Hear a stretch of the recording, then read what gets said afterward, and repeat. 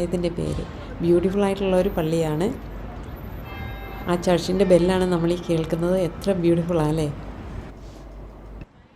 New York എന്ന് പറയുന്നത് തന്നെ ഒരു ക്രൗഡ് സിറ്റിയാണ്.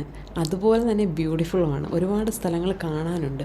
വൺസ് ഇവിടെ വിസിറ്റ് ചെയ്യുന്നവരാരും ഈ സെൻറ്റ് പാട്രിക് ചർച്ചിൽ വരാതെ പോകില്ല എന്നാണ് പറയുന്നത്. അത്രമാത്രം ജനങ്ങൾ വന്ന് വിസിറ്റ് ചെയ്യുന്നൊരു സ്ഥലം കൂടിയാണ് ഈ സെൻറ്റ് പാട്രിക് ചർച്ച് എന്ന് പറയുന്നത്.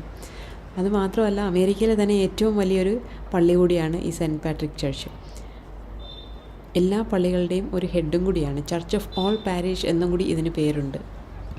ഈ റോഡിൻ്റെ ഇരുവശങ്ങളിലും കാണുന്ന ബിൽഡിങ്ങുകളൊക്കെ ഓരോ ബ്രാൻഡഡ് കമ്പനികളാണ്. നമ്മളങ്ങനെ പള്ളിയുടെ ഫ്രണ്ടിലെത്തി. ഇന്നും ഒരുപാട് ആൾക്കാർ പള്ളി വിസിറ്റ് ചെയ്യാനായിട്ട് വന്നിട്ടുണ്ട്. നമുക്കും പള്ളിയുടെ ഉള്ളിലേക്ക് കയറി കാണാം. അതായത് ഈ പള്ളിയുടെ ഫ്രണ്ടാണിത്.